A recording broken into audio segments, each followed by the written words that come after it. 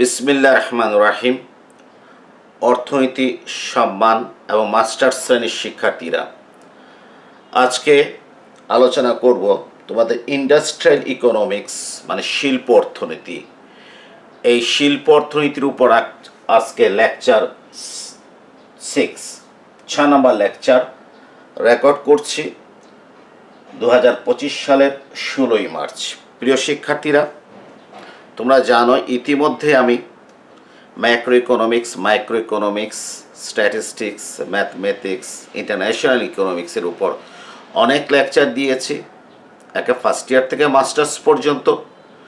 সেগুলো যদি পেতে চাও তাহলে আমার প্রথম চ্যানেল, যেটা economics centre by Akmal Hossain Maliha, ওইখানে পাবে।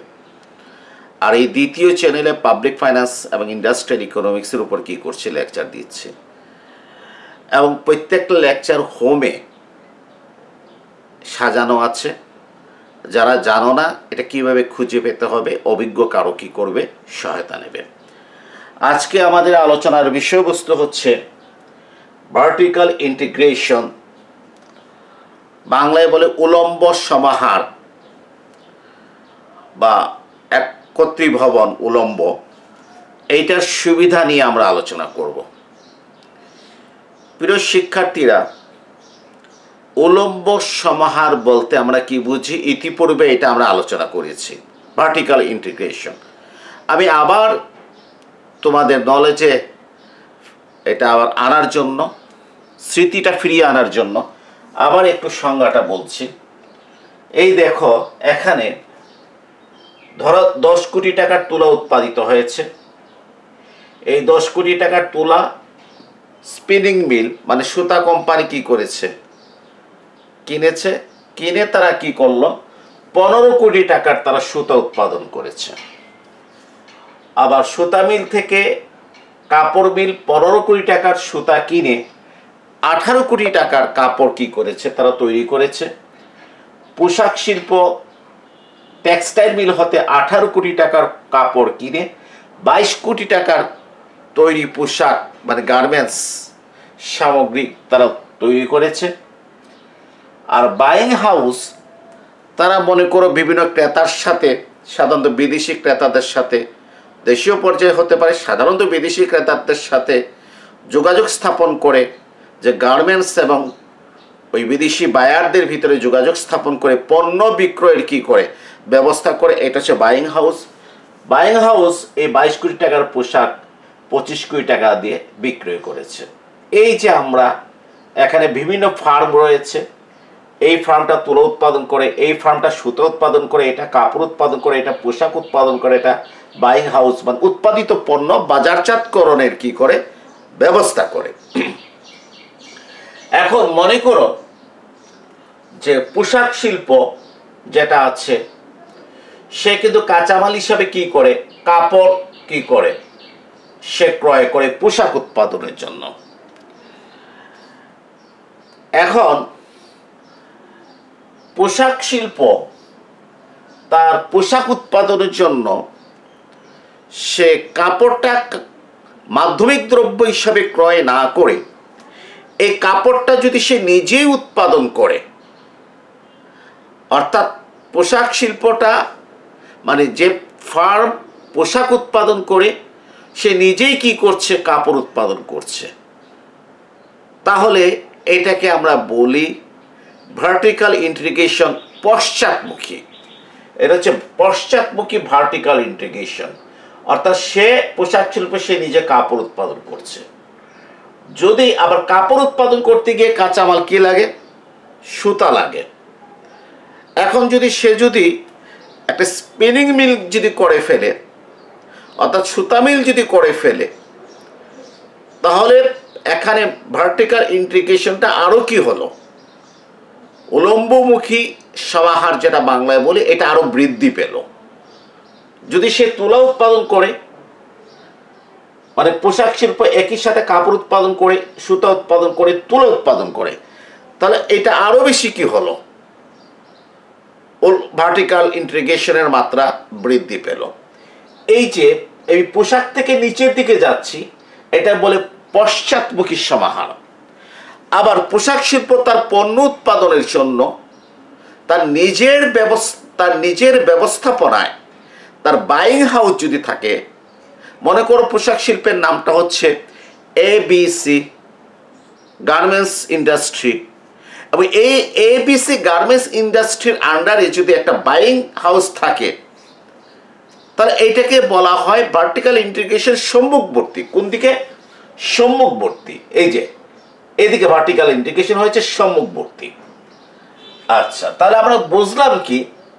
আমরা বুঝলাম একটা পণ্য উৎপাদনের জন্য যে মাধ্যমিক দ্রব্যগুলো আছে, আবার এই পণ্য পরবর্তীতে বাজারজাতকরণের জন্য যে সমস্ত স্টেজগুলো রয়েছে, এগুলোর সাথে সংশ্লিষ্ট ফার্মগুলো যদি একই ব্যবস্থাপনার আন্ডারে থাকে, একই শিল্পের আন্ডারে থাকে, বা ফার্মগুলো যদি একত্রীভূত হয়, সেটাকে বলা হয় ভার্টিক্যাল ইন্টিগ্রেশন।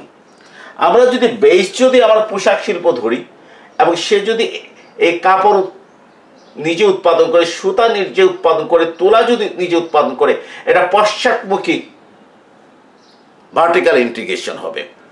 আবার যদি কাপড় ধরি, তাহলে সুতা এবং তুলা উৎপাদন করা হচ্ছে পশ্চাৎমুখী ইন্টিগ্রেশন, ভার্টিক্যাল ইন্টিগ্রেশন।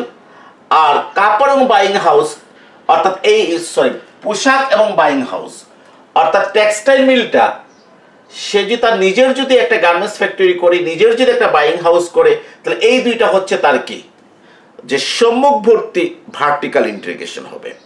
আর বেসটা যদি পোশাক শিল্প ধরি, তাহলে তার সম্মুখবর্তী ভার্টিক্যাল ইন্টিগ্রেশন হবে যদি সে একটা বাইং হাউস, যদি সে নিজের তত্ত্বাবধানে, যদি নিজের ব্যবস্থাপনায় যদি কি করে। প্রিয় শিক্ষার্থীরা, একটা জিনিস মনে রাখবে, এই ভার্টিক্যাল ইন্টিগ্রেশন হওয়ার জন্য, মনে করো বেস হচ্ছে পোশাক শিল্প, একেবারে যে তুলা শিল্প পর্যন্ত হতে হবে এমন কোনো কথা নয়। পোশাক শিল্প সে যদি মনে করে তার একটা টেক্সটাইল মিল থাকলে ভালো, তাহলে সে তার ভার্টিক্যাল ইন্টিগ্রেশন পশ্চাৎমুখী টেক্সটাইল মিল পর্যন্ত হবে, অর্থাৎ নিজের ব্যবস্থাপনায় সে একটা টেক্সটাইল মিল স্থাপন করবে, অর্থাৎ তার কাপড়টা, পোশাকের জন্য প্রয়োজনীয় কাপড় সে নিজে উৎপাদন করবে, অন্য কারো কাছ থেকে, অন্য কোনো ফার্ম থেকে সে কাপড় গ্রহণ করবে না, নিজে উৎপাদন করবে। সে যদি মনে করে তার ইন্টিগ্রেশনের মাত্রাটা আরো বাড়াবে, তাহলে সে কাপড়ের জন্য প্রয়োজন সুতা, সে একটা স্পিনিং মিলও করতে পারে। সে যদি আরো মাত্রা বাড়াতে চায়, সে এগ্রিকালচার সেক্টরে গিয়ে সে তুলা উৎপাদন করতে পারে। সে যদি পণ্য বাজারজাতকরণ নিজের হাতে যদি রাখতে চায়, তার নিজস্ব ব্যবস্থাপনায় সে বাইং হাউস করতে পারে। এই যে বাইং হাউস, ঠিক আছে, এটাকে বলে সম্মুখবর্তী ভার্টিক্যাল ইন্টিগ্রেশন। অতএব এই ইন্টিগ্রেশনের জন্য আমি পোশাক শিল্পকে যদি বেস ধরি, তাহলে এই নিচের সবগুলো করতে হবে বা উপরের সবগুলো করতে হবে এমন কোনো কথা নয়। এক বা একাধিক ফার্ম ইন্টিগ্রেশন করা যেতে পারে। তো যত বেশি ইন্টিগ্রেশন করা হবে, ততই ইন্টিগ্রেশনের মাত্রাটা কি হবে, বাড়বে। প্রিয় শিক্ষার্থীরা, এখন আমরা বোঝার চেষ্টা করব এই ভার্টিক্যাল ইন্টিগ্রেশনের উদ্দেশ্যটা কি, অথবা ভার্টিক্যাল ইন্টিগ্রেশনের সুবিধা কি, এটা আমরা আলোচনা করব। উদ্দেশ্য বলো আর সুবিধা বলো একই কথা। এক নম্বর জিনিস হচ্ছে, ভার্টিক্যাল ইন্টিগ্রেশনের উদ্দেশ্য হচ্ছে ফার্মের আকার বৃদ্ধি করা, ফার্মের আকার বা আয়তন কি করা, বৃদ্ধি করা। মনে করো যে আমার হচ্ছে পোশাক শিল্প, আমি 22 কোটি টাকার কি করি, আমি পোশাক কি করি, উৎপাদন করি।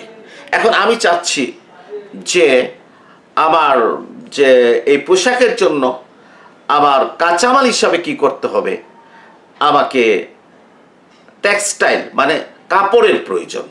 অর্থাৎ আমি চিন্তা করলাম যে আমি একটা টেক্সটাইল মিল করব।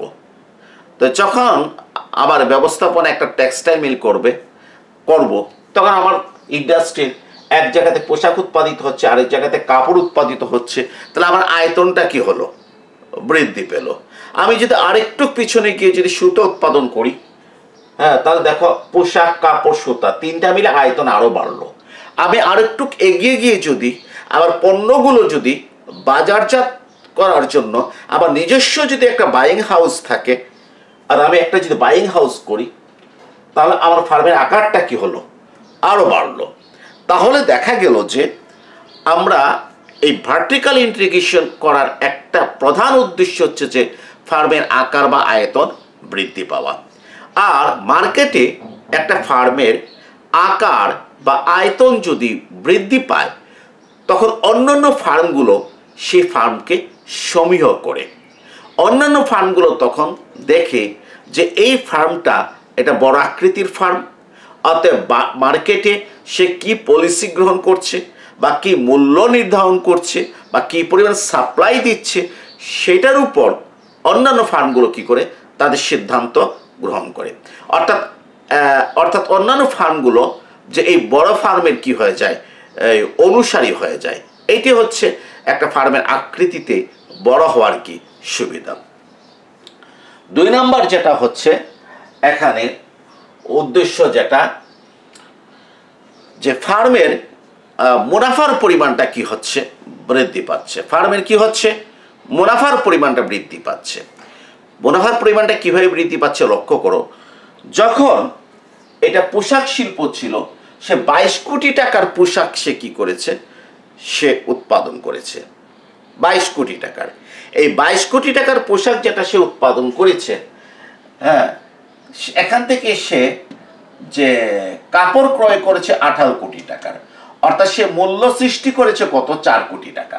লক্ষ্য করো, এই 22 কোটি টাকার পোশাক উৎপাদন করার জন্য এই পোশাক শিল্প সে কি করেছে, এই ভার্টিক্যাল ইন্টিগ্রেশনের আগে সে টেক্সটাইল মিল হতে 18 কোটি টাকার সে কি করেছে, কাপড় ক্রয় করেছে। এবং এই 18 কোটি টাকার কাপড় ক্রয় করার পর সেটা সে কেটেছে, ডিজাইন করেছে, হ্যাঁ, সেলাই করেছে, ঠিক আছে, তারপর তৈরি পোশাক হয়েছে কত কোটি টাকার, 22 কোটি টাকার।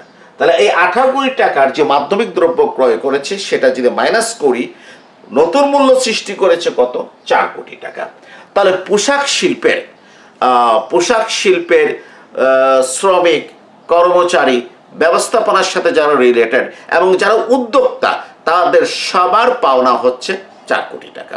শ্রমিক কর্মচারী যেটা পায় বা ব্যবস্থাপনার সাথে জড়িত যারা পায়, এরা বেতন ভাতা মজুরি পায়। আর উদ্যোক্তার যে অংশটা, সেটা হচ্ছে কি, মুনাফা। অর্থাৎ এই 4 কোটি টাকার ভিতরে কিন্তু কি রয়েছে, যারা উদ্যোক্তা, যারা মালিক, তাদের কি রয়ে গেছে, মুনাফা রয়ে গেছে। এখন যখনই আমরা কি করব, ভার্টিক্যাল ইন্টিগ্রেশন করব, মনে করো পশ্চাৎমুখী, অর্থাৎ এই গার্মেন্টস ফ্যাক্টরি সিদ্ধান্ত নিল সে কাপড়টা সে কি করবে, নিজে উৎপাদন করবে। কাপড়টা যখন নিজে উৎপাদন করবে, তাহলে সে কাপড় শিল্প 18 কোটি টাকার কাপড় সে উৎপাদন করবে। আর 18 কোটি টাকার কাপড় যদি সে উৎপাদন করে, এখানে তার মূল্য সংযোজন কত হলো দেখো। এই 18 কোটি টাকার কাপড় উৎপাদন করতে হলে সে সুতা কিনেছে কত, 15 কোটি টাকার। অর্থাৎ টেক্সটাইল মিল সুতা কোম্পানি হতে 15 কোটি টাকার সুতা কি করেছে, ক্রয় করেছে। ক্রয় করে তারা ওইটা দিয়ে যে কাপড় তৈরি করেছে, তার মূল্য হচ্ছে কত, 18 কোটি টাকা। তাহলে এই 18 কোটি টাকা হতে 15 কোটি টাকা বাদ থাকে কত, 3 কোটি টাকা। তাহলে কাপড়ের যে কল, যেটা কাপড়ের যে মিল, টেক্সটাইল মিল, তারা 3 কোটি টাকা মূল্য সৃষ্টি করেছে। তাহলে এই 3 কোটি টাকা ওই কাপড় মিলের টেক্সটাইল মিলের শ্রমিক, কর্মচারী এবং ব্যবস্থাপনার সাথে যারা রিলেটেড, তাদের বেতন ভাতা মজুরি হিসাবে আছে। এবং এর একটা অংশ আছে কার, উদ্যোক্তার কি, মুনাফা হিসেবে। তাহলে এখন দেখো, যখনই ইন্টিগ্রেশন হবে, ভার্টিক্যাল ইন্টিগ্রেশন হবে, অর্থাৎ পোশাক শিল্পটা সে টেক্সটাইল মিলও কি করবে, সে তার নিজের টেক্সটাইল মিল যখন থাকবে, তখন তুমি দেখো 4 কোটি আর 3 কোটি কত, 7 কোটি টাকার কি হয়েছে, মূল্য কি হয়েছে, সৃষ্টি হয়েছে। 7 কোটি টাকার যখন মূল্য যখন সৃষ্টি হলো, নিঃসন্দেহে আগে ভার্টিক্যাল ইন্টিগ্রেশনের আগে উদ্যোক্তার মুনাফা ছিল 4 কোটি টাকার মধ্যে। অর্থাৎ 4 কোটি টাকার একটা অংশ হচ্ছে কর্মচারীদের বেতন ভাতা দেওয়ার পর, একটা অংশ হচ্ছে উদ্যোক্তার মুনাফা। এখন কিন্তু 7 কোটি টাকার মধ্যে 7 কোটি টাকা হতে শ্রমিক, কর্মচারী, ব্যবস্থাপকদের বেতন ভাতা মজুরি দেওয়ার পর বাকি যা থাকবে, সেটা হচ্ছে কি, উদ্যোক্তার মুনাফা। তাহলে দেখা যাচ্ছে যে ভার্টিক্যাল ইন্টিগ্রেশনের মাধ্যমে উদ্যোক্তার মুনাফার পরিমাণটা বৃদ্ধি পায়। এবং এই ভার্টিক্যাল ইন্টিগ্রেশনটা পশ্চাৎমুখে যত বাড়বে মূল্য সংযোজন ততই বাড়বে। যেমন সে যদি কি করে যে সুতাকল যদি কি করে নিয়ে আসে, অর্থাৎ সুতাকলও যদি কি করে এই পোশাক শিল্পের আন্ডারে চলে আসে, এই মিলটা যদি তারা যদি তৈরি করে, তাহলে দেখো 15 কোটি টাকার সুতা তৈরি করতে গেলে তুলা লাগে কত 10 কোটি টাকার, মূল্য সৃষ্টি হয়েছে কত 5 কোটি টাকা। ঠিক আছে, নতুন মূল্য। তাহলে এখন 4 3 7 আর 5 কত 12 কোটি টাকা। এই 12 কোটি টাকার মধ্যে উদ্যোক্তার মুনাফা থাকবে, মুনাফার পরিমাণটা আরো বাড়বে। যদি সম্মুখবর্তী যদি ইন্টিগ্রেশন যদি হয়, অর্থাৎ পোশাক শিল্পের যদি নিজস্ব বাইং হাউস থাকে, তাহলে এখানে মূল্য সৃষ্টি হচ্ছে কত 22 কোটি টাকার পোশাকটা বাইং হাউসে যাবে এবং এটা বায়ারদের কাছে 25 কোটি টাকা দিয়ে বিক্রয় হবে। তাহলে এখানে মূল্য সৃষ্টি হচ্ছে কত 3 কোটি টাকা। তো 5 3 8 4 12 আর 3 কত 15 কোটি টাকা। ঠিক আছে, অর্থাৎ এই 15 কোটি টাকা মূল্য সৃষ্টি হচ্ছে এখানে। এর ভিতরে একটা অংশ হচ্ছে উদ্যোক্তার কি মুনাফা। যদি তুলাকেও যদি কি করা হয় ইন্টিগ্রেশনের ভিতরে আনা হয়, এখানে আরো 10 কোটি টাকার মূল্য সৃষ্টি হয়েছে। ঠিক আছে, এর মানে যত বেশি ভার্টিক্যাল ইন্টিগ্রেশন হবে তত বেশি কি হবে মূল্য সৃষ্টি হবে এবং উদ্যোক্তার মুনাফার পরিমাণ কি হবে বাড়বে। তবে একেবারে কিন্তু ভার্টিক্যাল ইন্টিগ্রেশন একেবারে কিন্তু সহজ নয়, কারণ ভার্টিক্যাল ইন্টিগ্রেশন করতে হলে অনেকগুলো ফার্ম কি করতে হবে তৈরি করতে হবে, সৃষ্টি করতে হবে এবং এর জন্য হিউজ পরিমাণ ক্যাপিটাল কি করতে হবে ইনভেস্ট করতে হবে। যাক, তাহলে আমি আবারও বলছি, মুনাফার উদ্দেশ্যে আমরা কি করি, আমরা ভার্টিক্যাল ইন্টিগ্রেশন করে থাকি। 3 নম্বরে যে ব্যাপারটা হচ্ছে সেটা হচ্ছে মার্কেটের যে চাহিদা পূরণের জন্য। মার্কেটে বিভিন্ন সময় অতিরিক্ত চাহিদা থাকে, এই অতিরিক্ত চাহিদা পূরণের জন্য এই ভার্টিক্যাল ইন্টিগ্রেশন করা হয়। কারণ একটা ফার্মের আকার যত বড় হয় তখন সে ততই যে মার্কেটের অতিরিক্ত চাহিদা সে কি করতে পারে পূরণ করতে পারে। তাছাড়া এইটা মানে 3 নম্বর কারণটা বললাম। ঠিক আছে, মার্কেটের অতিরিক্ত চাহিদা পূরণের জন্য। 4 নম্বর কারণটা আমি বলি, 4 নম্বর কারণটা হচ্ছে মাধ্যমিক পণ্যের সরবরাহ নিশ্চিত করার জন্য। মাধ্যমিক পণ্যের সরবরাহ কি করার জন্য, নিশ্চিত করার জন্য তোমার ভার্টিক্যাল ইন্টিগ্রেশনটা করা হয়। কেন একটু বলি, এই যে বাইং হাউস, এই বাইং হাউস কি করেছে যে বিদেশি ক্রেতাদের সাথে আলাপ করে সে একটা অর্ডার নিয়ে আসলো। অর্ডার কি 20 কোটি টাকার পোশাক দরকার। কত দরকার 20 কোটি টাকার পোশাক। তখন এই বাইং হাউস এই গার্মেন্টস ইন্ডাস্ট্রিকে পোশাক শিল্পকে বলে দেবে, তুমি আমাকে এই 3 মাসের ভিতরে 20 কোটি টাকার পোশাক কি করতে হবে সাপ্লাই দিতে হবে। এখন পোশাক শিল্পকে 20 কোটি টাকার পোশাক যদি সাপ্লাই দিতে হয় তাহলে তার টেক্সটাইল, তার কাপড় দরকার। ঠিক আছে, এখন সে এই কাপড় টেক্সটাইল মিলের কাছে সে মাধ্যমিক পণ্য হিসাবে সে কাপড় কি চাইবে।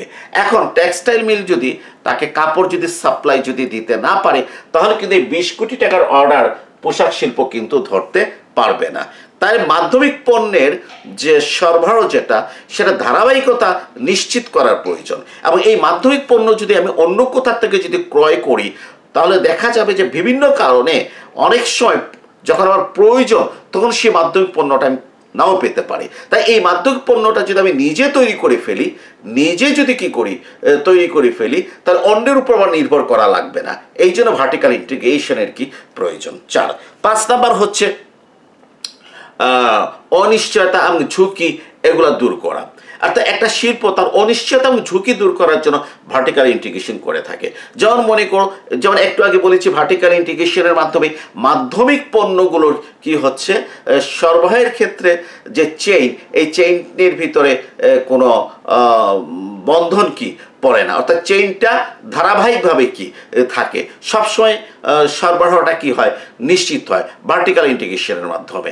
এবং যখন আমার উপাদানের সাপ্লাই, মাধ্যমিক পণ্যের সাপ্লাইটা যখন কি থাকবে নিশ্চিত থাকবে, তখন পণ্য উৎপাদনের ক্ষেত্রে আমার ঝুঁকির পরিমাণ, আমার অনিশ্চয়তার পরিমাণটা অনেকটা কি হবে হ্রাস পাবে। পাশাপাশি মনে করো আমি যদি ভার্টিক্যাল ইন্টিগ্রেশন করি, আমার যদি বাইং হাউস যদি থাকে, তাহলে দেখো যে পণ্য তোমার যে বাজারজাত করার ক্ষেত্রে বিভিন্ন ধরনের যে অনিশ্চয়তা আছে, সে অনিশ্চয়তা আমার পক্ষে কি করা সম্ভব, দূর করা কি সম্ভব যদি নিজস্ব বাইং হাউস থাকে। এই জন্য ভার্টিক্যাল ইন্টিগ্রেশন আমাদের এই উৎপাদনের ক্ষেত্রে ঝুঁকি, অনিশ্চয়তা ইত্যাদি কি করে দূর করে থাকে। এরপরে আসো যে ভার্টিক্যাল ইন্টিগ্রেশনের আরেকটা গুরুত্বপূর্ণ বিষয় যেটা হচ্ছে সেটা হচ্ছে একচেটিয়া কারবারের সৃষ্টি। একচেটিয়া কারবারের সৃষ্টি কিভাবে? একচেটিয়া কারবারের সৃষ্টি একেবারেই ইজি বিষয়, একেবারেই ইজি বিষয়। কারণ ভার্টিক্যাল ইন্টিগ্রেশনের মাধ্যমে আমরা কি করছি, আমরা যে একটা পোশাক শিল্প, সে কাপড়, তারপর সুতা বা তুলা, এগুলোর উপর সে কি করছে, একক প্রভাব সৃষ্টি করছে। কারণ এই মাধ্যমিক পণ্যগুলো সে নিজে উৎপাদন করছে, তার নিয়ন্ত্রণে কি হচ্ছে, চলে যাচ্ছে। ফলে অন্যান্য ফার্মগুলো যে এই মাধ্যমিক পণ্যগুলো যদি না পায়, তাহলে তারা পণ্য উৎপাদন করতে পারছে না। ফলে বাজারে একচেটিয়া প্রভাব কি হয়, সৃষ্টি হয়। নতুন ফার্মগুলো সাধারণত কি প্রবেশ করতে পারে না, আশা করি তোমরা বুঝতে পেরেছো। আরো অনেকগুলো কারণ কি, আরো অনেকগুলো উদ্দেশ্য রয়েছে ভার্টিক্যাল ইন্টিগ্রেশনের। মনে করো ভার্টিক্যাল ইন্টিগ্রেশন হলে যখন একচেটিয়া প্রভাব যখন সৃষ্টি হয়, তখন ফার্মের মূল্য বৈষম্যের সুযোগ সৃষ্টি হয়। অর্থাৎ এক বাজারে কম দাম এবং অন্য বাজারে একটু বেশি দাম সে কি করতে পারে, সে রাখতে পারে।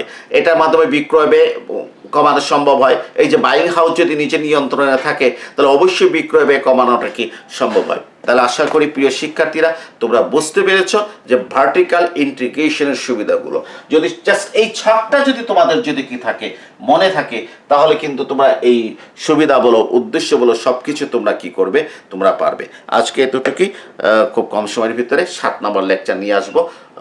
তোমরা সবাই ভালো থেকো, ধন্যবাদ।